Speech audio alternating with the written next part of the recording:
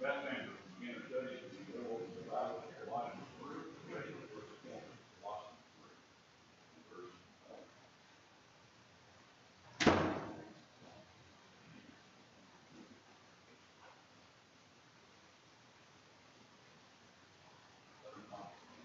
Fussing at you.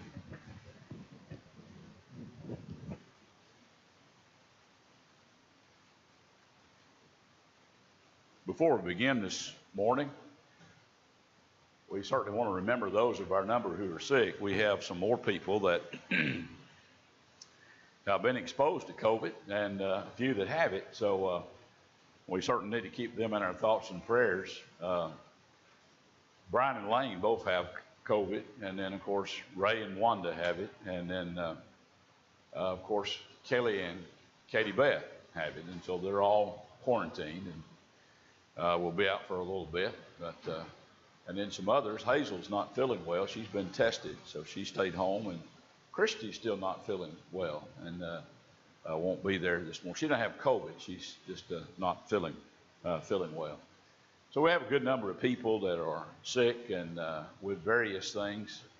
Some with COVID, some with not. But we've been affected with that, just like I guess every church has. And so, I'm not sure when we'll ever get back to what we normally have. So, anyway, I appreciate those who come and those who are willing to come and to worship God and take all the preventative measures that you feel comfortable doing. That's just fine. Nobody has a problem with that at all. And we pray that everybody will keep safe and we can avoid this. Some of us that have had it and are better.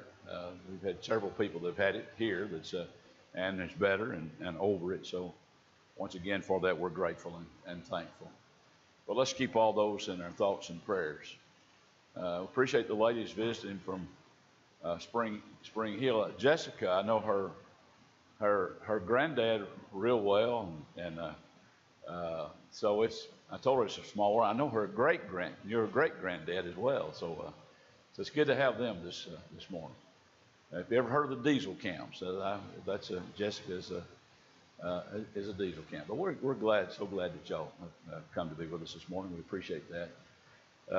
It's a small world. Actually, it's a big family. So really is what it is. The world's not small. It's quite large. But there is a big family that's scattered throughout all the world. And so for all those that we're grateful and thankful, and especially those that have worked and labored so hard in the kingdom through the years, we appreciate them and appreciate their work so very, very much. So I would ask you to bow, and we'll ask Ken if he would. Ken, would you lead us in prayer, please? Our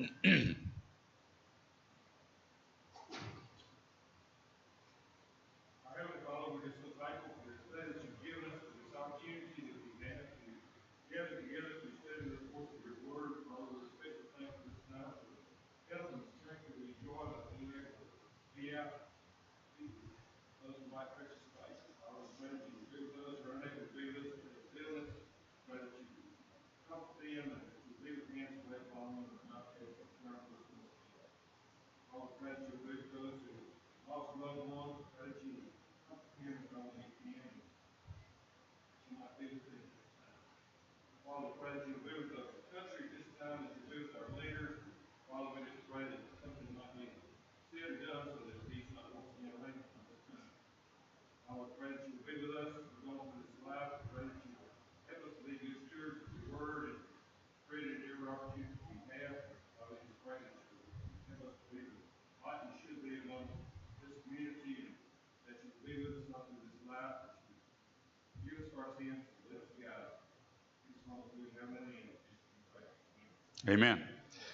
All right, we're in Colossians 3. We just got through talking about the husband and wife relationship. And of course, in the world that we live in today, there are people that obviously reject the ideal of a woman being submissive to her husband. But yet, still though, she's instructed to do that regardless of what the world and the world standards might be. And of course, he is instructed to love her. You know, there's a much deeper study of this issue in Ephesians 5. And it's kind of a parallel account of the things that Paul had to say as he wrote to the church at Ephesus, and he says similar things in the book of Colossians as well. Though there are some words that are used in Colossians that are not used in Ephesians that help us to understand a little bit more about that relationship. He tells the husbands that he's to love his wife and not to become harsh or bitter toward her. And of course, that's to be angry or to harshness that he might show and express toward her.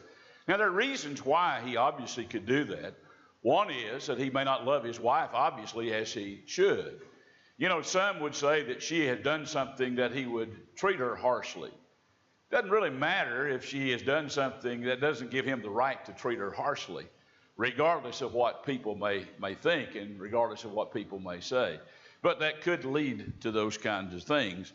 But then, as we've discussed that, then in verse 20, he takes up the relationship of children. He says, children, obey your parents in all things, for this is well-pleasing to the Lord. So when you see the word children, what do you think of when you see the word children? Children, obey your parents.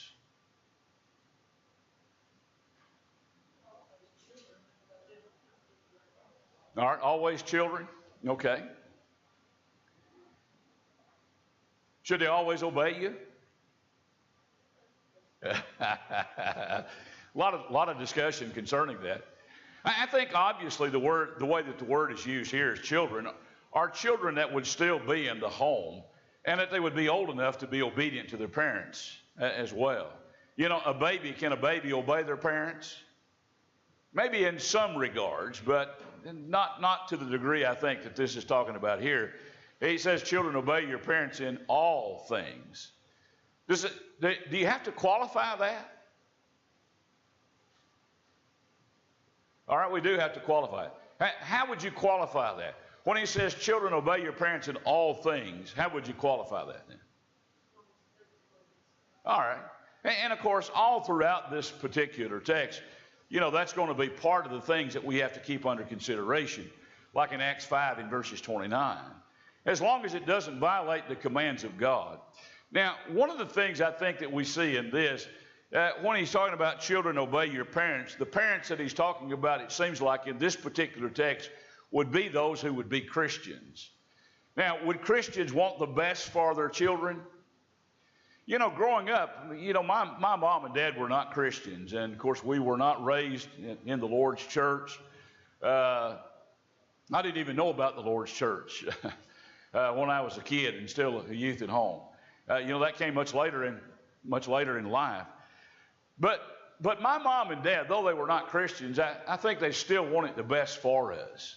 And I don't think that they wanted us to do anything that would have been in violation of God's law, though they didn't obey God's law, per se. Mom eventually did. You know, one of the greatest things that I ever got to witness was my mom coming forth to obey the gospel when I was preaching in a gospel meeting. When I first started preaching, that was one of the most memorial nights I guess I ever had preaching and teaching in my entire life, in the 40 years that I've been preaching, is to see my mom and my son obey the gospel. You know, you don't forget those kind of things. But she wasn't that when I was a kid at home. But I think that's said in this text, and I think this is who he's talking about here, that children are to obey their parents in all things. Everything? Of course, now we've qualified that, as long as it doesn't violate God's law. But should they obey their parents in all things, whatever the parents tell them to do? Well, they should. You know, when I was preaching in Tullahoma, I've told you this story before. We had a couple that moved there, an older couple, and he had served as an elder out in Colorado. And his daughter, one of his daughters, his oldest daughter, her and her husband were teachers, and they lived in Texas, and they would visit with us at Tullahoma and come visit their mom and dad. And her mom told me one time, you could see the love and respect that she had for her parents, and particularly her dad. And her mom came to me and told me, she said, you know, even as a kid growing up, she never wanted to do anything in violation of something that her father said. She didn't want to disappoint her father in absolutely nothing. I tell you, you could see that. You could see that in her life. You could see how much she loved and respected her mother and her father. And what a great thing to be able to say about a daughter, that she loved and cared so much about her parent. She would be a person that would obey. She would be a person that would do everything that the parents wanted to do. Now, if a child is obedient to their parent, who would they please? God. God above all, won't it? But wouldn't they please the parent as well? You know, those of us who are parents, those of us who have children and grandchildren, we appreciate it when our kids listen to us. And when our kids, even though my child is grown, and I understand that, he has a household of his own and has children of his own, but he still has, I appreciate the fact that he still respects me and respects what I say. Now, he may not always take my advice, and he doesn't always take my advice. He don't drive the kind of car I like, but I suffer through that with him. But anyway, but no, he asked me about cars, and I tell him all the time. I said, drive what you like. I said, you're the one who has to drive it. So, but anyway. But kids don't always take your advice. But kids should obey their parents. And I think this is specifically talking about when they're obviously still at home and in home life. And they're fulfilling their responsibilities that they have. But they don't stop being your children just because they marry and move out of the house, much like what Patty says. And they should still have great respect. They should honor father and mother and should show that honor to them. That's one of the things he talks about in Ephesians that he doesn't talk about here in the book of Colossians. Are any thoughts about this? Joe.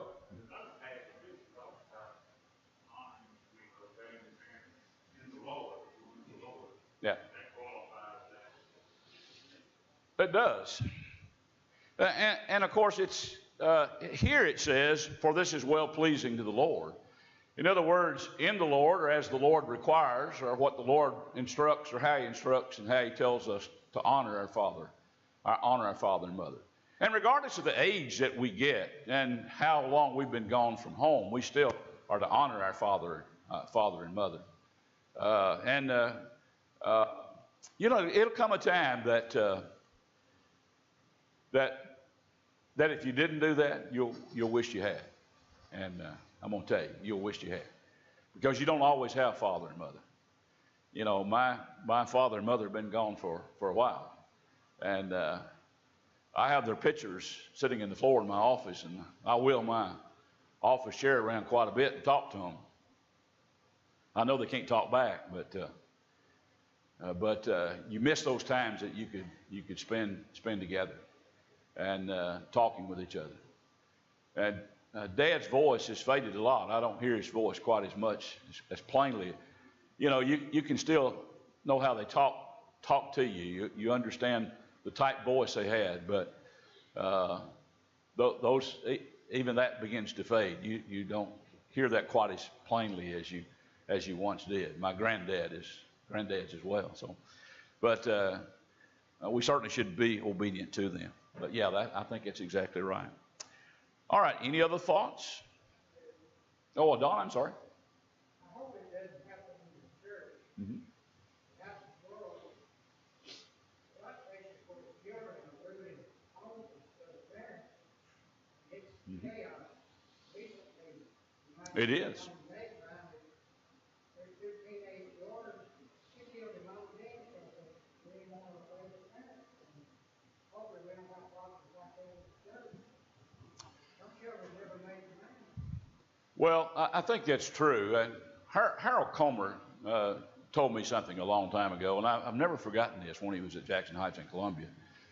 I was preaching at Chapel Hill at that time. This would have been back in the 80s. And he told me, he said, if you have problems facing the denominational world, he said, you'll eventually have problems facing the institutional churches, and before long it'll be problems that'll be facing those of us who are more conservative in our thinking. And he's exactly right. If you have problems in the world, it's going to face the denominational churches, and then it's going to face their institutional brethren. And we need to learn lessons from that and understand that these are going to be problems that we're going to have to face and have to deal with as well. And so we have to be careful. And that is one of the things that happens. You remember the shooting in Columbine? Remember when that happened, when that occurred? Remember one of the guys that did the shooting, you know, one of the things that he said, I'll never forget one of the things that he said. It's because he wasn't loved at home. He didn't have parents that loved him and showed love and care and concern for him. You know, I really think, and I don't know how you feel about this, but I really think children respect parents that make them mind, that make them do what they should be doing. Now, they may not appreciate that right at the moment, but sometime later they will appreciate that. What about you? Do you appreciate the fact that you were made to mind when you were growing up?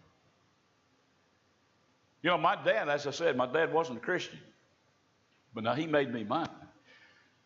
He made me obey. We use the word mind in the South all the time, but we understand that. We understand that principle. Now, I may not appreciate it as much at the time, but I'm going to tell you right now I do.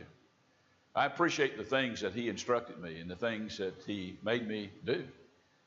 I appreciate that so very much. And I think children respect that, and they certainly need that.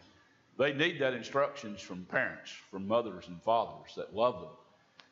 Do you really show your love for your kids when you don't make them obey?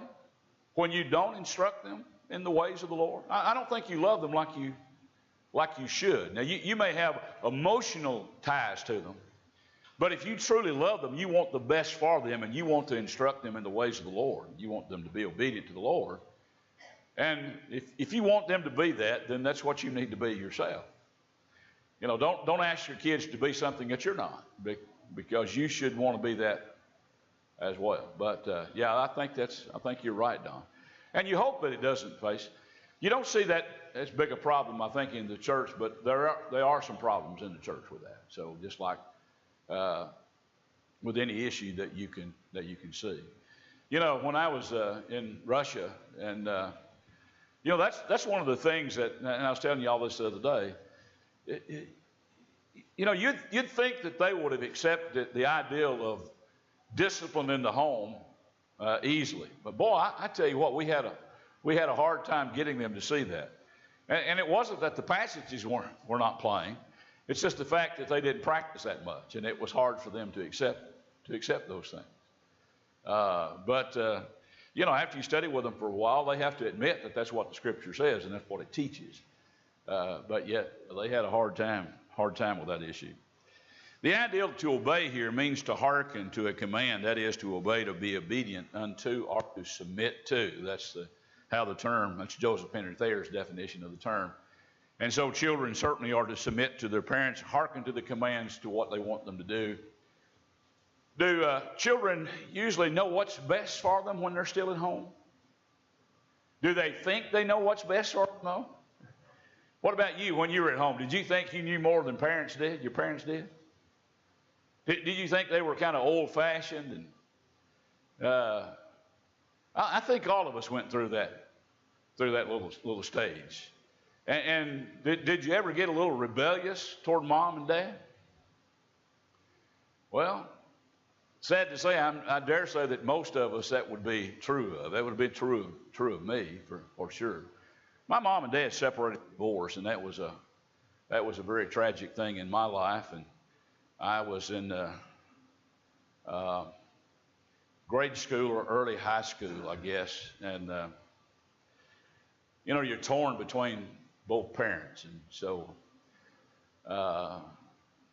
don't tell me that doesn't affect kids, because it does. And so you try to rise above that, but at the time you take advantage of that situation too. You can pit one against the other, and to get your way. And you know, I did that when I was a kid, still at home, and I know that. And I wouldn't have admitted that back then, but as I've gotten older, it's pretty easy for me to admit, because it happened. I know it did. And so we have to be careful. But parents still want the best for you, but let's make sure that kids are not rebellious against us, but they submit to us and that they obey. It's best for them. And of course, it pleases parents and it pleases God also. All right, any thoughts? When I think about verse Galatians 6 and 7, do not be deceived, God not mocked. For whatever man sows, that also he reaps. Parents want their children respected. Parents do not live respectful lives. How hard it is for children to respect them. And we know that with other people, we see what happens. Oh, yeah. We're reading what we saw about it. You know, we live without God. The whole nation, everything going on, disobedient disobedient. Well, I was in Nashville and preaching in Nashville. One of the things that I noticed that they wanted there were teachers, male black teachers. Do you know why they wanted that? Yeah. You know, a lot of the black children, and I'm not trying to be racist here. Please don't misunderstand me. You know me better than that. But it's the fact that a lot of black children don't have a male figure in their lives. Their fathers are not anywhere to be found. They don't show any responsibility toward the children that they've helped bring into this world. And so really what they wanted is male black teachers so that they could have a male role model in their lives. And because of a lack of those kind of things, that we can see how troubled our society really is today because of home and home life. You know, our nation is never going to be what it once was until we get back to the Bible principles of home and home life and the responsibilities that mothers and fathers have. You know, the country gets no better citizens for it than the home prepares for it. Would you agree with that? Would you also agree that the church will get no better members than mothers and fathers prepare for the Lord's church as well? You know, we have to fulfill our duties and our responsibilities and our obligations in raising our children. If we want them to be faithful, then as Marty says, then we need to be faithful as well. It's kind of interesting, that word, God is not mocked. That word carries with it the ideal of turning your nose up toward God. Do you think you can just turn your nose up toward God and God's law and you're going to be okay? And you're not going to be okay. You're going to be held responsible for what you've sown. What you sow, that you will also reap. And we have to be aware of those things. God holds us responsible, and he holds us responsible for what we do, how we teach and how we train our children. But he also holds children responsible too, of how they submit and how they obey. Yeah, you know, one of the passages talks about if you want it to be well and live long, then obey your parents. Do you think some people's lives are cut short because they didn't honor father and mother and they didn't obey their parents? Do you think that happens? Yeah, it happens, doesn't it? And it makes you wonder sometimes when you see somebody die prematurely. You wonder, you can't help but wonder this. And I know that's not our place to judge, and I'm not trying to do that. But was there something in their lives that they failed to do as far as submitting to parents? It certainly could have been. But if we want it to be well with us, then we certainly must submit to them. All right. Any others? Joe? I taught school a long time. I felt disability. You don't have to be around the kids very long. Yeah. Sometimes Oh, yeah. you can see the train wrecks long before they happen. Yeah. I had a young man that he was out of control, very out of control. At age 16, he got a driver's license. Very shortly after that, I had one who was killed in a car crash. It's sad to know that it's almost see it. Yeah. And nobody would do anything. Yeah. Teachers do what you can, but Yeah. Well, and to me, the sad thing is that we see lots of kids like that in the world. And they almost seem like they have no chance because of the way mothers and fathers are bringing them up. But obviously, God gives us all opportunities and chances, you know. None of my people were Christians, and none of them were members of the Lord's church. But that didn't stop me from doing that. And I had opportunity to be that. My sister married a guy who was a Christian. And as a result of that marriage, then they taught Sylvia and I, and then I taught my oldest sister, and then our kids, and then mom, and then Sylvia's mom, and Sylvia's dad, and all of them are Christians because of that one marriage, really, if you look at it. And so you're given opportunities. It's what you do with them. I think all of us have opportunities. And I think every person in the world has some opportunities.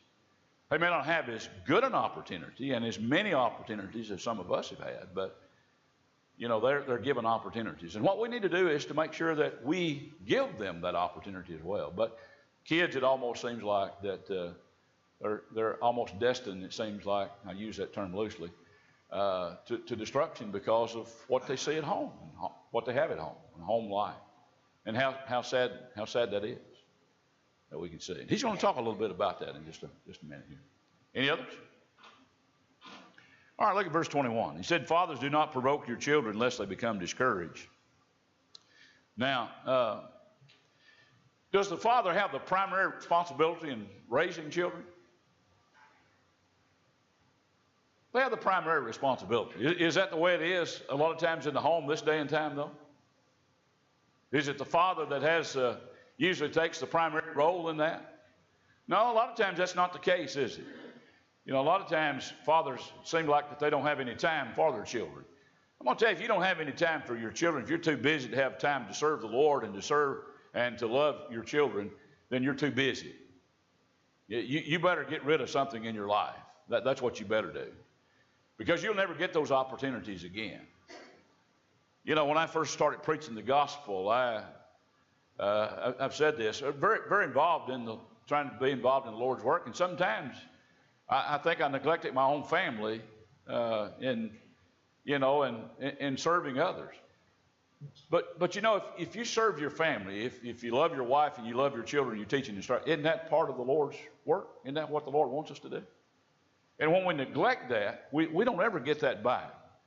And I regret that I didn't spend more time with my own son growing up than I did. And if I had that back and had that to do over, I tell you, I'd do that a lot differently. But we don't have chances to get those times back, do we? So we better take advantage of them while we have them. How can a father provoke their children?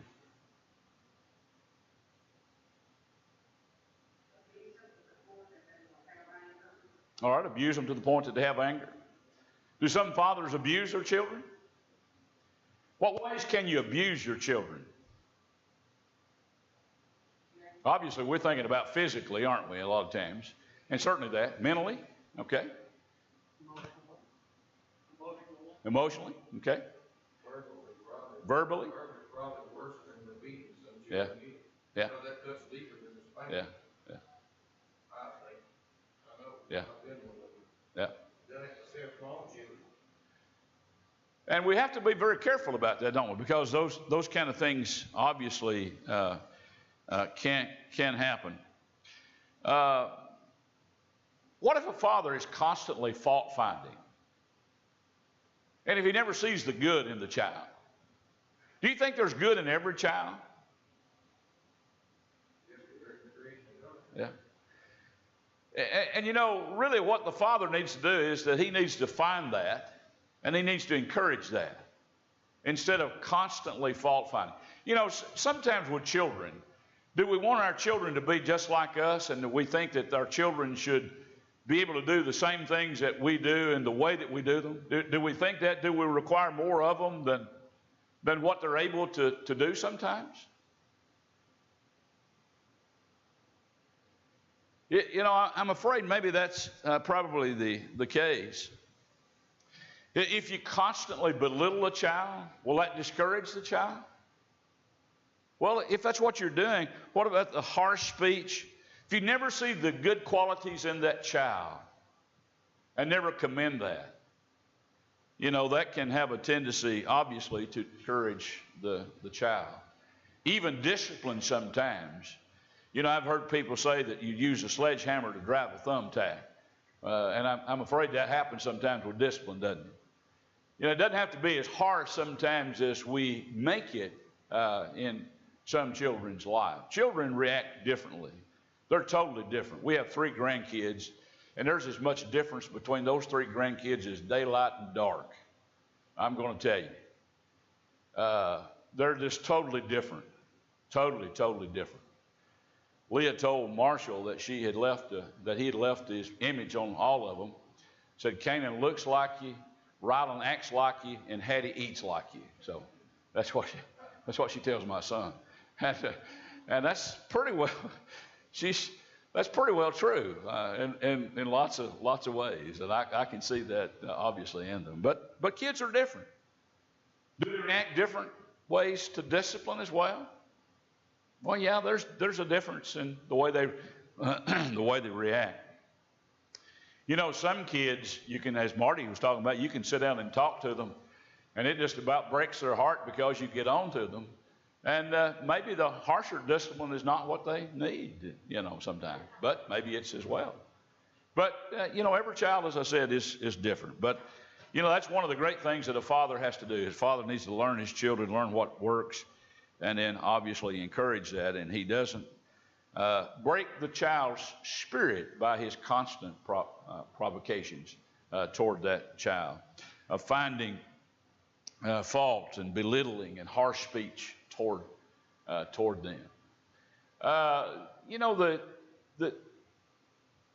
when I grew up as a kid, things were totally different then than they are now.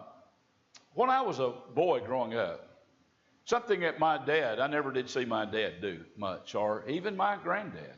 They never would tell you that they loved you much, and they never showed great deals of affection toward you. You know, there wasn't the hugging and the kissing and the kids and those kind of things. Did you grow up like that? Yeah? Yeah. Well, mine was too.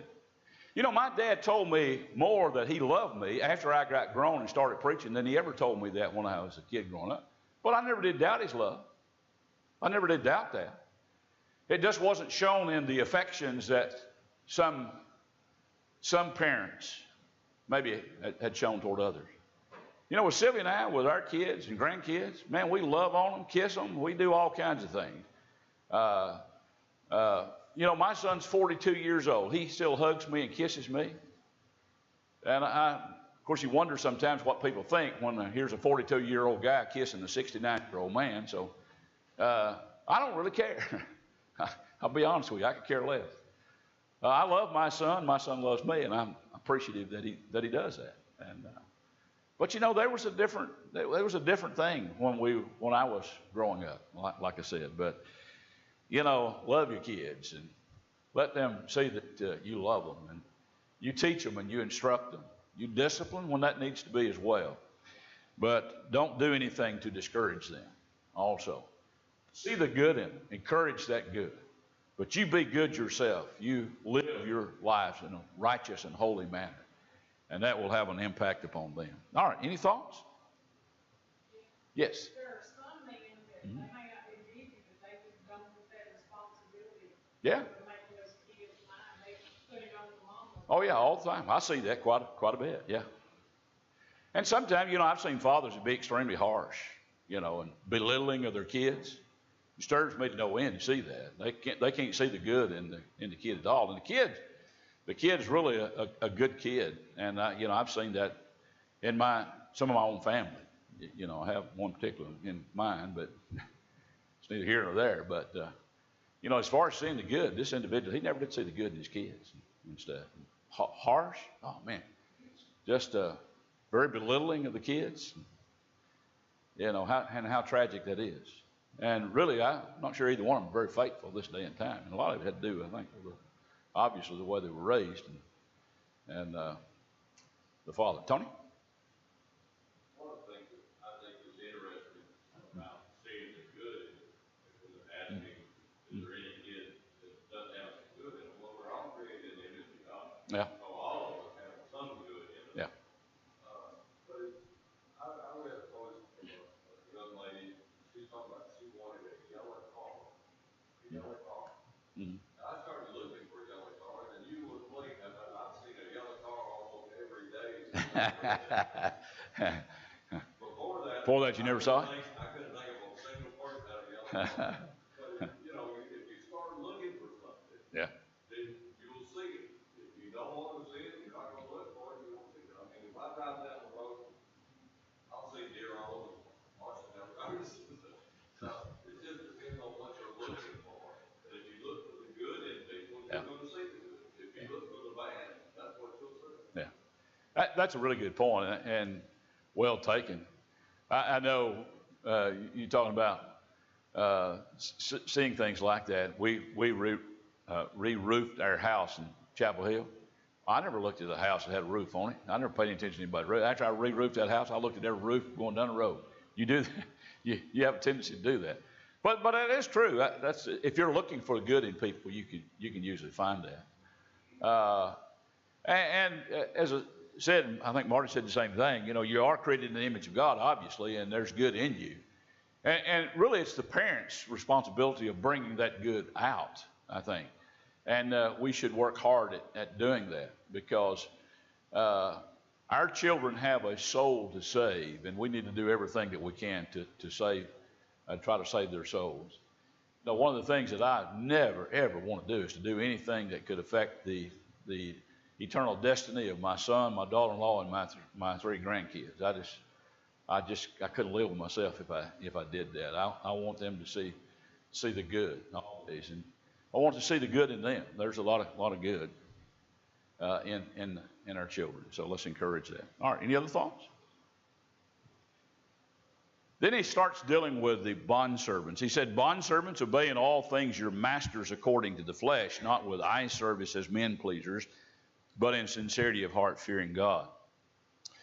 Not only does he deal with the wife's responsibility to the husband's responsibility toward the wife, but he also talks about the father, that he's not to provoke their children, not to provoke them obviously to anger in such a way that they could become discouraged. But then he turns around and he talks about bondservants. It's according to which translation you're reading from. I read from the New King James. Several translations, instead of bondservants, it uses the word slaves. And that's the ideal behind a bondservant. He's talking about a slave.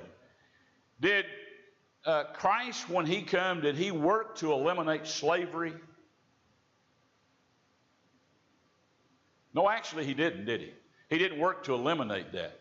But you realize that he gave principles for us to live by, and if we live by those principles, what would it do with slavery? It would eliminate it, wouldn't it? And that's the principles that we certainly need to live by. But here he's talking about a slave. He understood that there was a relationship, and in the Roman Empire of this day and time, slavery was a real thing, and wasn't at times all bad. How could slavery not be all bad? You know, we think about it being all bad. It wasn't all bad, was it? You know, back under the Old Testament, as far as the Jews were concerned, could they sell themselves? Could they become somebody else's slave? Well, yeah, they could, couldn't they? And there was regulations, there were laws that were given to regulate that ideal or that thought. And the same is true in the New Testament. Just because one becomes a Christian, that didn't eliminate the responsibilities that they have. And here he's talking about a bondservant. And then he talks about, he said, obey in all things. Once again, we have to qualify that. As long as it doesn't violate any of the commands of God in Acts 5 and verse 29, then certainly they should obey their master. You know, Peter deals with this as well. And he talks about even those masters that are harsh and cruel. Did a slave still have to obey them? Still had to obey them, didn't they? And regardless of what may be said in society, still, though, they were to obey their masters. And here he's talking about that. Now, and of course, here he's talking about masters into the flesh. Those fleshly masters. Now, in chapter 4, verse 1, he said, "Masters, give your bondservants what is just and fair, knowing that you also have a master in heaven." All of us have a master in heaven, don't we? And all of us are to become the servants or the slaves of Christ, though we've been set free. But he doesn't require anything of us that's not for our good, for our physical well-being, but especially our spiritual well-being as well. But here, obviously, the slaves were to obey their master in all things. Now, as he says not with eye service as men pleasers. What's eye service?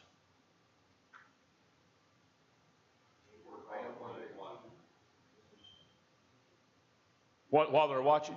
What'd you say, Marty? Okay, yeah. It's just when the masters might be there watching.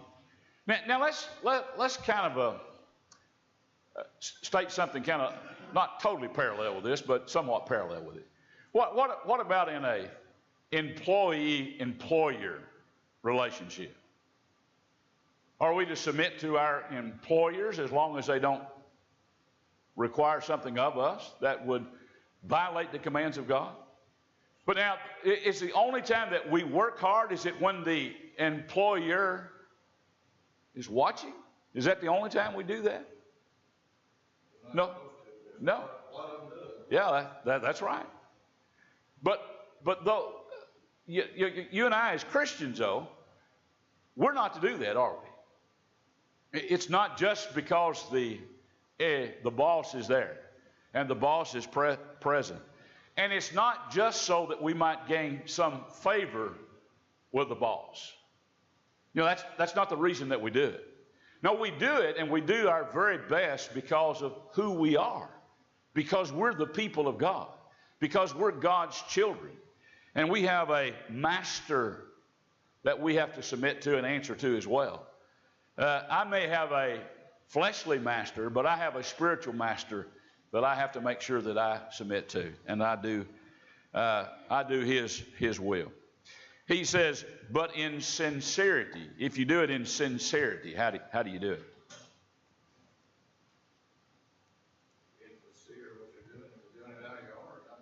Okay.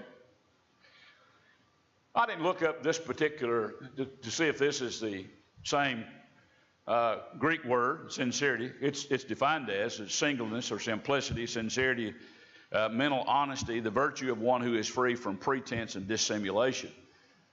So he's free from those kind of things.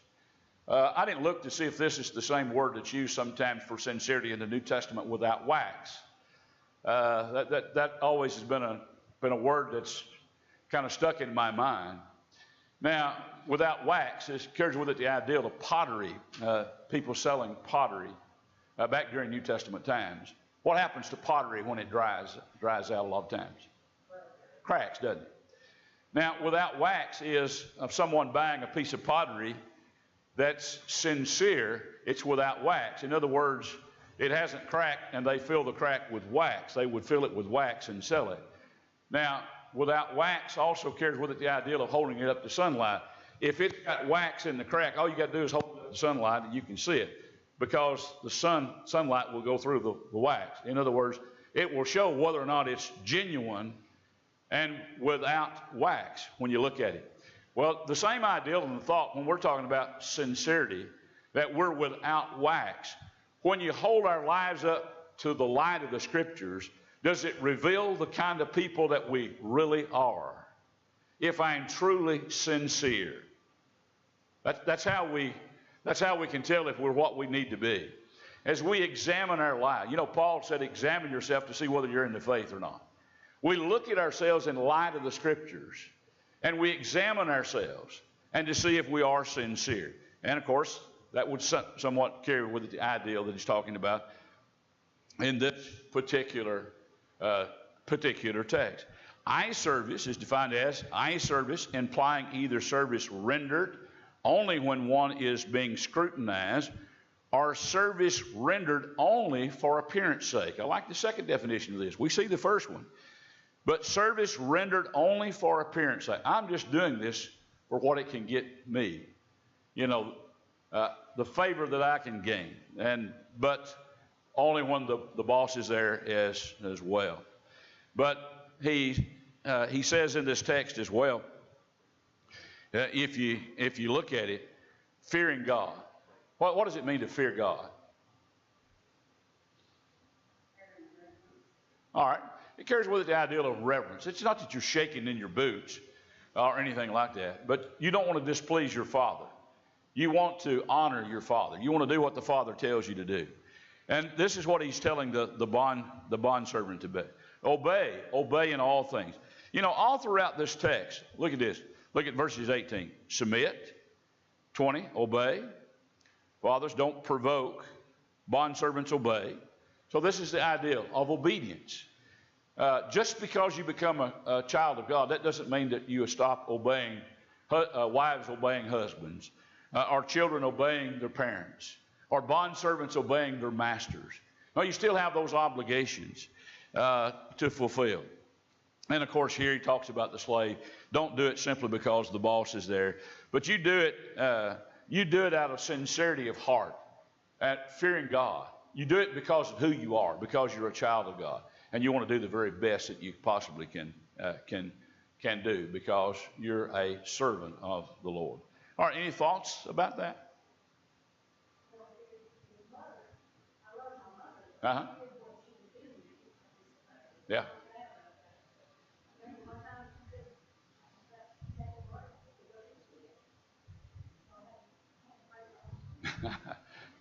I've heard that quite often through the years. Daddy never gave me a chance to go break no switch. He usually, that belt came off pretty quick. I can still hear that leather going through those belt loops right now coming off. He'd tan our hide in a heartbeat. I loved my dad, and my dad loved me, but I had great respect for him too when he told me to do something, because I knew what would happen if I didn't do that. And as I said, when I was a kid growing up, I don't know that I appreciated that nearly as much as I did when I got a little older and had kids of my children of my own. So, but you appreciate that. Don, you have something? In regard to quality work, our workforce, we had to sign it. Why is there not enough time to do it right the first time? There's always time to do it over. Yeah, that's true. Well, it's kind of amazing, through the years. Of course, most of you know that I used to be a mechanic, and that's what I did by trade. I know so little about them now. They passed me by. The electronics have passed me by a long time ago. But anyway, I remember having 2 part-time jobs because of an employee being out sick. And then when the employee came back, they let that employee go because they didn't do very good work, much like what you was talking about. They didn't do quality work. And a lot of times you'd have to redo what they did. And so, an employer, he doesn't want that.